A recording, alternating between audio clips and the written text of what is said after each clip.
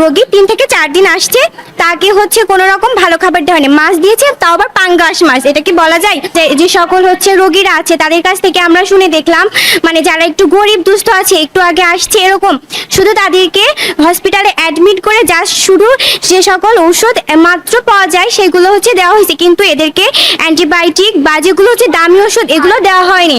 আবার আমি একটা হার্টের রোগীর সাথে কথা বলে দেখলাম, ওখানে ওনাকে একটা স্যালাইন দেওয়া হচ্ছে, সেটাও বাইরে থেকে কিনে নিয়ে আসা হচ্ছে, এবং তার হাতে যে ক্যানোলাটা দেওয়া হচ্ছে এটাও তাকে হচ্ছে বাইরে থেকে কিনে নিয়ে আসা হচ্ছে। সো এখানে আমরা সব কিছু মিলাই দেখলাম রুগীদের ভালো সার্ভিস দেওয়া হচ্ছে না, আর পর্যাপ্ত পরিমাণে ডাক্তার নেই। আর খাবার দাবারের কথা বলতে গেলে বলা যায় ভালো খাবার দেয় না আর কি। একটা রোগী 3 থেকে 4 দিন আসছে, তাকে হচ্ছে কোনো রকম ভালো খাবার দেওয়া হয়নি। মাছ দিয়েছে, তাও আবার পাঙ্গাস মাছ। এটা কি বলা যায়? তো এইখানে মাংস দেওয়া হয়নি, একবারও মাংস দেওয়া হয়নি। সো এইখানে এইটা মিলে সব যে হসপিটালে যে কর্তৃপক্ষ আছে তাদেরকে এইটার দায়িত্ব নিয়ে পুরোটা আমরা চাচ্ছি যে একবারে সংস্কার করতে আর কি, সব কিছু একবারে আবার পুনরাবৃত্তি করে শুরু করার দরকার। তারা বলেছে আমরা এর পরিবর্তিতে সঠিক দায়িত্ব